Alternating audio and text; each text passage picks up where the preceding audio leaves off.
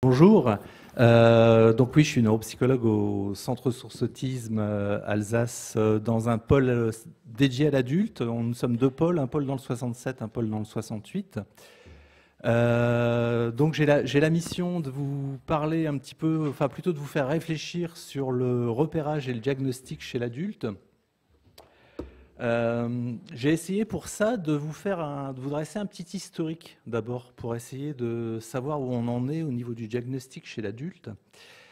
Euh, euh, donc ce petit historique, il commence par finalement les découvertes qu'on a faites peut-être, je dirais, au cours des 20-30 dernières années, qui mettent en évidence l'importance du diagnostic pour améliorer la qualité de vie.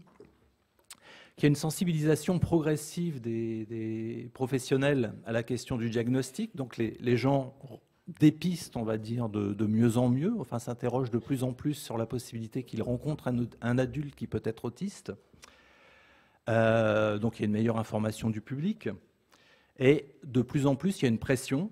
On a vu cette dame tout à l'heure qui témoignait, de personnes qui identifient chez elles des difficultés qui leur font penser à l'autisme pour obtenir soit une confirmation, soit au moins des services qui leur permettent d'avancer dans leur vie. En même temps, il y a une pression des instances pour que le diagnostic de l'adulte soit fait. Et donc tous ces effets conjugués amènent quand même une pression considérable actuellement pour le diagnostic de l'adulte. Donc, c'est-à-dire rattraper en peu de temps les diagnostics non posés pendant l'enfance. Puisqu'on a vu un monsieur de 60 ans, on rencontre nous quotidiennement des jeunes de 18. De 18 à 60 ans, ça représente quand même une certaine quantité de personnes qui sont autistes et qui n'ont jamais eu accès à un diagnostic. Donc, qui peut répondre à ces demandes diagnostiques?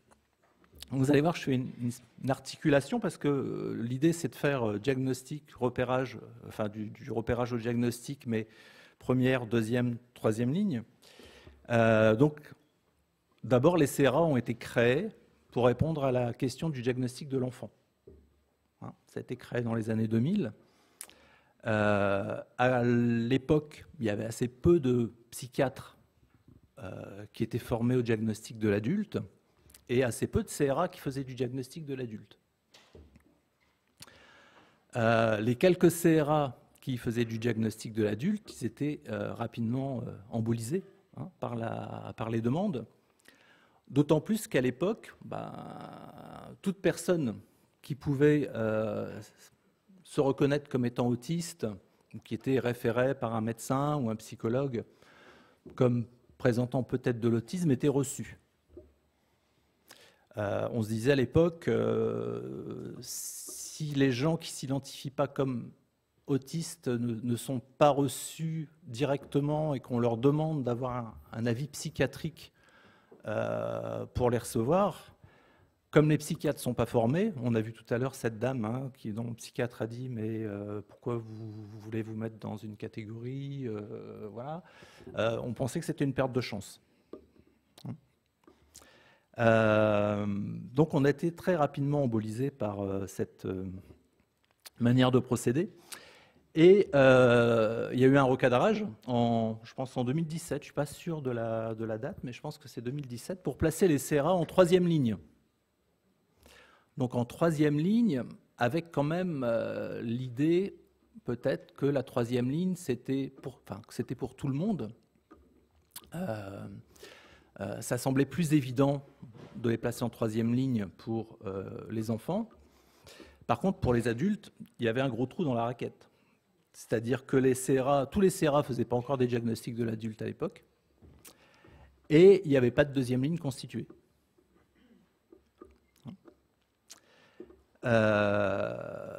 Donc, avec cette mesure de placer les CRA en troisième ligne, la demande des autorités de santé a été de demander aux CRA de consacrer une partie de leur activité non plus à faire du diagnostic troisième ligne, mais à essayer de former des professionnels au diagnostic, principalement des psychiatres, parce que c'est les psychiatres qui peuvent faire des diagnostics.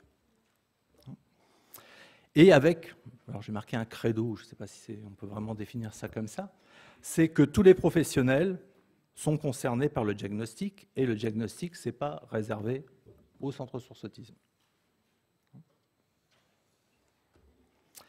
Alors, former des professionnels deuxième ligne chez l'adulte, c'est, à mon avis, une équation difficile à résoudre. Donc, on cherche tous à résoudre au quotidien. La première chose, c'est, vous êtes au courant que la psychiatrie est en crise. Sur la pédopsychiatrie, la psychiatrie adulte, et dans les centres hospitaliers, il y a de moins en moins de psychiatres. Et l'accès aux psychiatres, ce qui reste, il est de plus en plus restreint aux patients qui présentent des pathologies lourdes. Entre guillemets, proposer à la dame, professeure d'anglais que nous avons vu tout à l'heure, de rencontrer un psychiatre dans un CMP pour obtenir un diagnostic, en tout cas par chez nous, le psychiatre va dire « oui, mais bon, j'ai un patient qui a le doigt sur la détente, à voir, j'ai d'autres priorités. »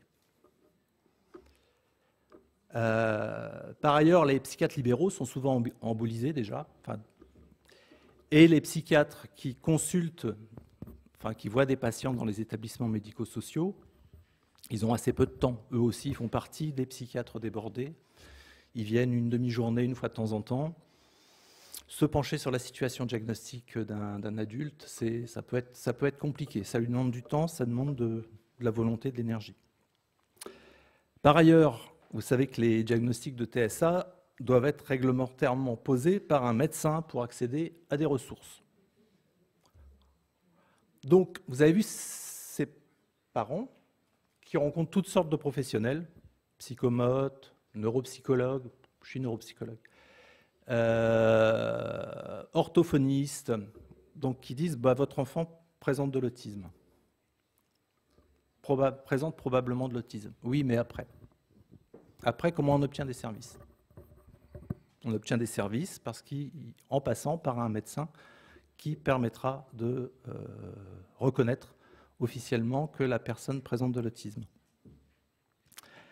Donc, effectivement, il y a une sollicitation accrue des cabinets libéraux. Les MDPH, parfois, sont encore assez frileuses, on va dire ça comme ça, à accepter des diagnostics qui sont posés par des professionnels qui ne sont pas des professionnels CRA. Et les MDPH demandent aussi d'avoir des dossiers suffisamment bien constitués, qui contiennent suffisamment d'informations utiles. Souvent, les médecins psychiatres qui remplissent les demandes MDPH n'ont pas le temps d'aller chercher les informations fonctionnelles qui permettraient d'avoir des dossiers qui sont acceptés directement par la MDPH. Le dernier point, c'est la difficulté à déterminer ce qu'est un diagnostic complexe. Si on veut faire première, deuxième, troisième ligne, et que la deuxième ligne, c'est les diagnostics simples, il faut essayer de déterminer c'est quoi un diagnostic simple, c'est quoi un diagnostic complexe. J'ai vu tout à l'heure que vous avez mis dans votre diaporama deuxième ligne, diagnostic simple entre guillemets. Vous n'aimez pas l'expression diagnostic simple? Ouais. Oui, c'est effectivement un diagnostic simple, c'est difficile à observer. Ça ne correspond pas à la majeure partie des personnes qu'on rencontre en tout cas. Donc, quelle solution dans la situation? Alors, former au diagnostic toutes les bonnes volontés. Structurer autant que possible un parcours d'accès au diagnostic de la personne dans un nouveau dispositif. C'est les deuxièmes lignes. C'est les référents deuxième ligne qui nous parleront juste après. Et proposer des procédures et des outils diagnostiques qui correspondent aux réalités de terrain sans négliger la qualité. Vous avez dit effectivement que faire une ADI, une ADOS, c'est pas toujours nécessaire. L'ADI et la DOS, c'est des outils qui demandent des formations longues. C'est des outils qui sont coûteux. Une mallette ADOS, ça coûte plusieurs milliers d'euros. Formation ADOS, c'est 5 jours. Et donc, demander à un pédiatre, demander à un psychiatre de faire une ADI, de faire une ADOS pour arriver à un diagnostic, ça paraît, surtout s'il est en libéral, ça paraît très compliqué. À moins de s'appuyer sur des partenaires psychologues libéraux qui peuvent faire ces outils. À ce moment-là, se posera la question des frais.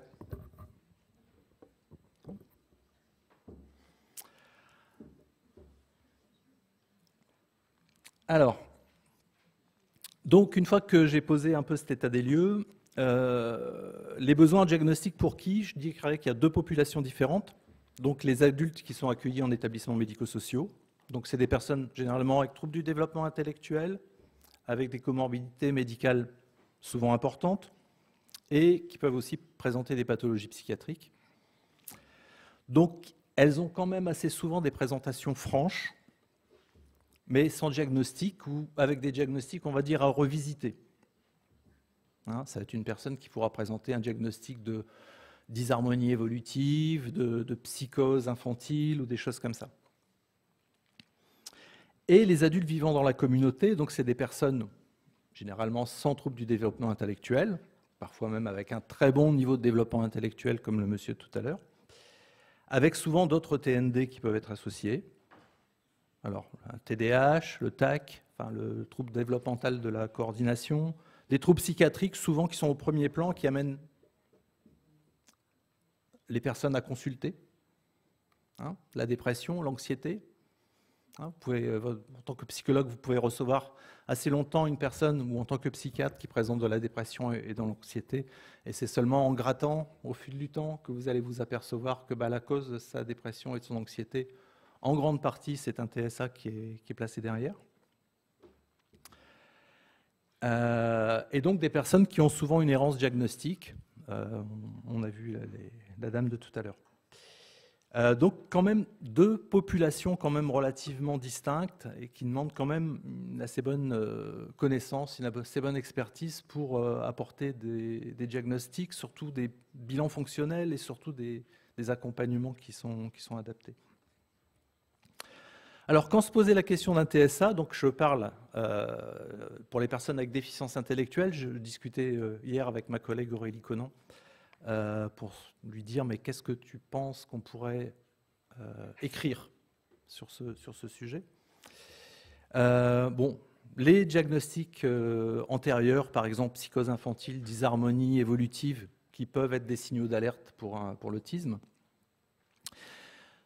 que vous pouvez être en tant que médecin, en tant que psychologue, souvent sollicité pour des difficultés de comportement avec cette personne, que les équipes trouvent qu'il a vraiment un profil de compétences très hétérogène. Il sait faire très bien certaines choses, il y en a d'autres, c'est très très compliqué. Une personne qui ne demande jamais rien, qui ne demande jamais d'aide, qui n'a pas d'intérêt social, qui est très isolée, qui communique de manière inadaptée. Bon voilà, on peut. Hein, faut toujours tout expliquer en détail. C'est très dépendant du contexte. Elle le fait dans un contexte très précis et dans un contexte distinct, alors que ça pourrait sembler facile, elle n'est pas capable de le faire. Les habiletés ne semblent jamais acquises. Hein. Elle le fait pendant un moment et puis hop, l'habileté disparaît. Il rentre de vacances et puis il ne sait plus le faire. Il réagit de manière excessive. Pose toujours des problèmes. Avec lui, on ne sait jamais comment faire ça. Hein. Une journée, ça va. Le lendemain, on lui repropose la même sortie et puis ça ne va plus. Voilà. Alors, comment étayer son idée? Là, on est dans le dépistage. Alors, moi, je fais la promotion d'un outil. Il y en a d'autres. Qui s'appelle le PDD-MRS. C'est un outil simple, c'est 12 items dichotomiques. Le recueil des signes se fait avec l'éducateur référent de la personne. On n'a pas besoin forcément de rencontrer la personne. Ça peut être compliqué de rencontrer une personne avec déficience grave dans un établissement. pour l'observer. Voilà. En fait, ce qu'on fait, c'est qu'on demande à son éducatrice comment cette personne se comporte. Et on lui pose des questions sur comment elle se débrouille au quotidien. On a une excellente sensibilité spécificité, c'est-à-dire c'est un outil qui dépiste bien et qui est fiable.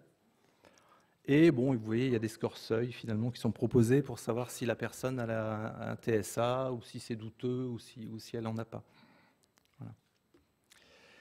Voilà. Donc je vous ai mis un petit exemple clinique. Donc ici, c'est un jeune homme de 22 ans qu'on rencontre au foyer d'accueil spécialisé dans lequel il est accueilli. On est sollicité parce qu'il agresse les autres. Et on fait un petit entretien avec sa référente qui dure une trentaine de minutes. Donc il a un parcours hôpital de jour psychiatrique, ensuite IME. Il y a eu un diagnostic de psychose infantile précoce au dossier. Dans le dossier du FAS, on retrouve simplement un petit compte-rendu d'un entretien médical qu'il aurait eu à l'âge de 11 ans, dans lequel il n'y a pas d'anomalie visible, l'examen neurologique est OK. Par contre, il a besoin d'aide pour tout, il est uniquement écolalique, il n'a pas d'interaction sociale et il mange que des gâteaux. Voilà. Et il est en bonne condition physique actuellement. Hein. Bon, après, il a des neuroleptiques pour ces troubles du comportement. Bon, ça n'a pas l'air de le calmer beaucoup.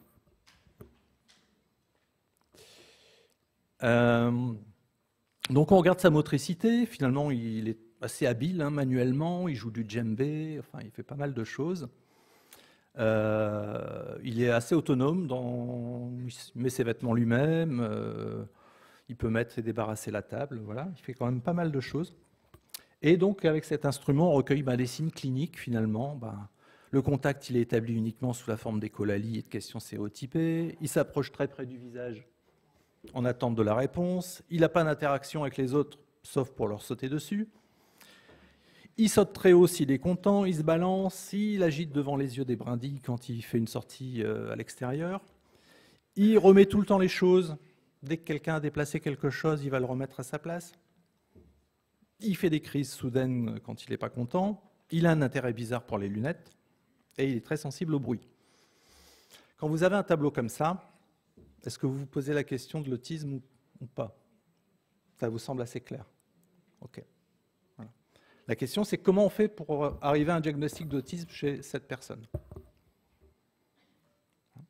Donc, il faudra quand même un minimum la rencontrer. On ne va pas faire un diagnostic d'autisme uniquement sur les dires de l'éducatrice. Qui va la rencontrer, qui va aller recueillir les signes, et après, surtout, qui va signer ce maudit compte-rendu.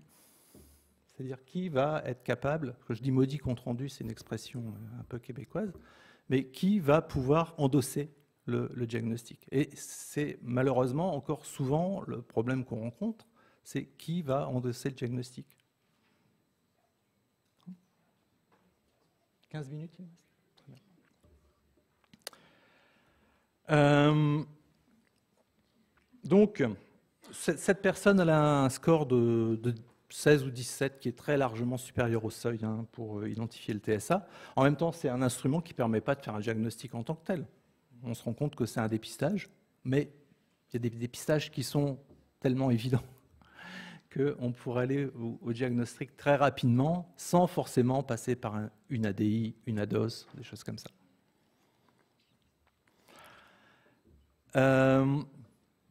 Alors, chez la personne maintenant qui ne présente pas de trouble du développement intellectuel, quand se posait la question d'un TSA? Alors, les personnes, quand elles vont consulter, ce qu'elles vont mettre en avant, ce que vous allez chercher comme information, c'est des difficultés récurrentes d'adaptation. L'école, l'emploi, l'autonomie, la faible autonomie malgré l'intelligence. C'est toujours compliqué. Vous êtes psychiatre et vous vous dites il est déprimé, mais il me semble qu'il y a quelque chose derrière. Ce n'est pas uniquement de la dépression. Il a un TDAH, mais il est quand même très malhabile socialement pour un TDAH. C'est vraiment l'aspect atypique de la pathologie, la première pathologie à laquelle vous pensez, ou la pathologie pour laquelle le patient est suivi qui vous met la puce à l'oreille. Ou une réponse atypique au psychotrope. La plainte de la personne. Se sent en décalage social depuis l'enfance. Les changements, c'est toujours compliqué. Même si on a un haut potentiel intellectuel, les changements, c'est plus lié à ce qu'on appelle aux fonctions exécutives, et c'est des personnes qui ont des difficultés exécutives. La fatigue sociale, sensorielle. Et puis aussi, les autres me trouvent autiste. Parfois, les autres, ils n'ont pas tort. La communication maladroite, au cours de l'entretien, le regard, la relance, l'implicite, l'ajustement social. Un patient qui vous livre trop de choses intimes, sans filtre, comme vous disiez, le niveau de langage, un patient qui a un langage excessivement châtié, puis tout à coup il va vous sortir des choses qui sont hors de propos. Les débuts et fins d'entretien qui sont toujours compliqués. Quand la personne arrive, généralement, elle ne sait pas quoi faire, elle ne sait pas où s'asseoir, elle ne sait pas si elle doit ou pas enlever son manteau. Il y a des flottements. Ces flottements-là, souvent, les masques sociaux sont mis assez clairement en place quand la personne est dans le cours de l'entretien. Mais quand on arrive et qu'on doit en repartir aussi, on ne sait pas quoi faire. On ne sait pas si on doit dire au revoir, on ne sait pas si on doit descendre tout de suite, on ne sait pas si on doit serrer la main. Il y a des flottements comme ça. On a développé au pôle adulte 68, enfin on l'a développé, on a plutôt adapté, une grille qui s'appelle la RADS 14, qui est une échelle de repérage de l'autisme pour l'adulte sans déficience intellectuelle, qui a l'intérêt de faire le recueil des signes sur l'enfance et actuellement, qui a une assez bonne sensibilité et spécificité. On y a joint un peu quelques questions qui manquaient, surtout pour les comportements stéréotypés. Et ça nous fait une espèce de petite checklist, on appelle ça comme ça, selon les critères du DSM, que peut remplir la personne qui rencontre le patient pour essayer d'étayer son idée qu'il pourrait s'agir d'une personne autiste. Alors, toutes ces échelles de dépistage, elles sont bien plus efficaces si vous l'administrez à la personne. Bien sûr, la personne peut la remplir chez elle, mais parfois les questions ne sont pas très bien comprises. C'est beaucoup plus efficace de faire ça avec elle. Et la RADS 14, elle est validée dans ce cadre-là. C'est sous forme d'entretien. Vous allez demander à la personne si c'est difficile, par exemple, pour la question 2, de savoir quoi faire lorsqu'on change de sujet, comment elle est dérangée par rapport à ça. Vous voyez ? Comment c'était maintenant, comment c'était à l'enfance ? Puisqu'il s'agit d'un trouble du neurodéveloppement. Donc les signes devaient être présents dans l'enfance. S'ils sont présents que maintenant, on se pose d'autres questions. Alors, à partir de là, diagnostic simple ou diagnostic complexe. Donc, il y a déjà eu un travail qui a été fait au niveau régional sur l'aspect diagnostic pour essayer de déterminer en quoi c'est simple, en quoi c'est complexe. J'ai repris ces éléments. Donc, c'est des éléments de complexité, en fait. Donc, un trouble psychiatrique actif, des événements de vie dans l'enfance qui sont difficiles. On voit pas mal de personnes qui ont vécu des traumas, on va dire, dans l'enfance. Donc, ça peut être assez compliqué, parfois, de faire la part des choses. Trouble de la personnalité, suspecté. Bon, les gens arrivent rarement avec un diagnostic de trouble de la personnalité, mais vous pouvez vous dire, bon, est-ce qu'il n'y aurait pas un trouble de la personnalité derrière ? Une atteinte neurologique possible. Donc, on a parlé tout ce qui est grossesse, accouchement, grande prématurité, épilepsie, trauma crânien, méningite. Donc, c'est des choses à investiguer. Pas de possibilité de reprendre l'histoire de développement avec un parent ou un patient sans souvenir fiable. S'il n'y a pas de parent, il faut vous baser uniquement sur ce que la personne vous dit. Mais parfois, elle a assez peu de souvenirs. Ou parfois, vous pouvez vous dire qu'elle a peut-être réinterprété certaines choses. Réinterrogation d'un diagnostic antérieur, convaincu d'avoir un TSA. Ça, c'est un diagnostic compliqué, parce que si vous dites à la personne qui est convaincue d'avoir un TSA qu'elle n'a pas de TSA, généralement, elle va s'adresser à quelqu'un d'autre. Donc, ce que vous aurez fait, ça n'aura servi à rien. et un désaccord entre les professionnels déjà impliqués. Donc je vous ai mis un exemple d'une situation complexe. Bon, par exemple, un jeune de 18 ans, grand prématuré, orienté par l'ASE, avec un diagnostic de TDAH suspecté, et puis on pense peut-être qu'il pourrait avoir un TSA. Ok. C'est beaucoup de choses à prendre en compte en même temps. Alors, je vous parle de la démarche clinique. 5 minutes. Excusez-moi. Hop, tout est dans le désordre là. Je n'ai pas fait attention.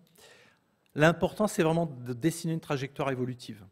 Ça, je dis ça parce qu'on travaille avec des psychiatres, et des psychiatres n'ont pas forcément l'habitude de fonctionner comme ça.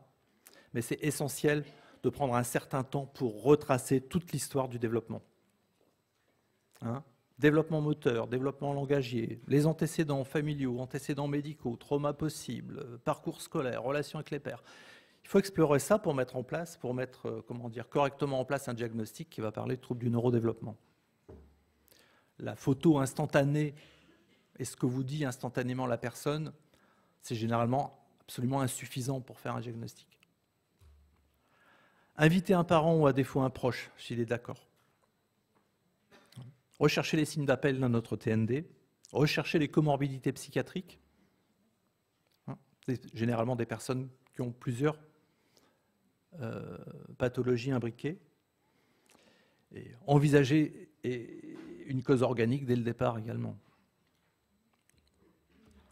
Dater approximativement l'apparition des troubles et leur évolution. Excusez-moi, j'avance assez vite. C'est important de montrer que c'était présent dans l'enfance. Par exemple, l'interaction de l'adulte TSA a toujours été difficile, mais l'interaction initiale de l'adulte phobique social était adéquate. D'accord ? L'interaction qui reste toujours fatigante dans le TSA, donc la présence dans différents contextes. Rechercher la possibilité de masquage, vérifier que l'impact des symptômes sur le fonctionnement est suffisant pour pouvoir justifier le trouble. À partir de quand on a des symptômes suffisants pour avoir un diagnostic de TSA? Il faut qu'il y ait un impact fonctionnel. Il faut que ça empêche la personne de vivre correctement quand même. Donc on a des personnes qui présentent des phénotypes élargis, qui se posent la question d'un TSA chez elles parce qu'elles ont un petit-fils qui a un TSA. Bon, son grand-parent. Voilà. Rechercher le diagnostic primaire qui explique le mieux les symptômes et leurs évolutions. Vous allez avoir parfois, vous allez poser la question, est-ce que ça serait un TDAH? C'est une phobie sociale? Est-ce que c'est un TOC? Est-ce que c'est ou un TSA? Il y a un philosophe qui s'appelait Occam, qui disait souvent la solution la plus simple est souvent la meilleure. Donc, plutôt que d'abord de penser qu'elle a un TDAH, un TSA, un TOC et une phobie sociale, peut-être qu'on peut dire simplement qu'elle a parfois un TSA. Voilà. S'appuyer si nécessaire et si possible sur l'ADI-ADOS, ça on en a parlé. Donc un exemple clinique pour terminer. Donc le motif de consultation, il s'agit d'une dame qui a 2 enfants avec TSA, un avec TDAH. Elle consulte suite au diagnostic de ses enfants. Elle est en attente de solutions pour mieux gérer ses interactions sociales. 30 ans, vie en couple, parcours scolaire, bac artistique. Elle est à la maison, elle s'occupe de ses enfants. Sa plainte spontanée, c'est les difficultés depuis l'enfance, l'anxiété sociale, la difficulté avec l'implicite, une certaine rigidité dans ses activités, dans ses opinions, les aspects sensoriels, les intérêts envahissants. Donc on reprend son histoire de développement. Grossesse sans particularité, naissance forceps, panne néonate, mère épileptique. Sœur qui pourrait présenter un TSA. Contexte familial difficile. Dans le contexte, c'est peut-être... Voilà. Pas de souvenir pour le développement du langage, mais léger trouble articulatoire et lenteur de réaction à l'appel du prénom. À savoir que la lenteur de réaction à l'appel du prénom n'est pas spécifique au TSA, on l'observe aussi dans le TDAH.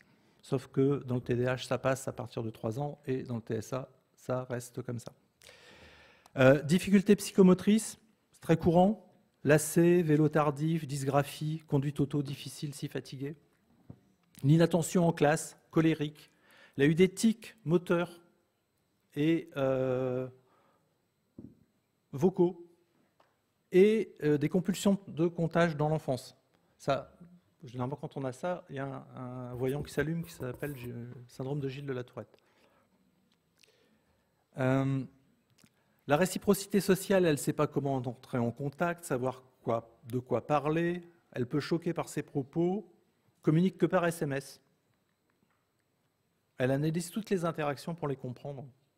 Dans l'enfance, elle essayait de copier les comportements des autres. Elle rejouait les scènes sociales avec ses poupées. Difficulté de tout temps avec le contact par le regard, difficulté à identifier les émotions, peu expressive dans ses gestes, ses mimiques. Vous voyez, ce que je fais là, c'est que je déroule les critères DSM, les 3 domaines de la sphère A. Réciprocité sociale, compréhension, qualité de la communication non verbale, relations amicales et intérêts sociaux. Ensuite, je regarde, il y en a 3 ou il n'y en a pas 3. Il y en a 3, ok. Est-ce qu'il y a une hypothèse alternative? Ouais, peut-être que ça serait une dame simplement phobique sociale depuis qu'elle est toute petite. Ça pourrait. Okay. Impact fonctionnel, niveau 1.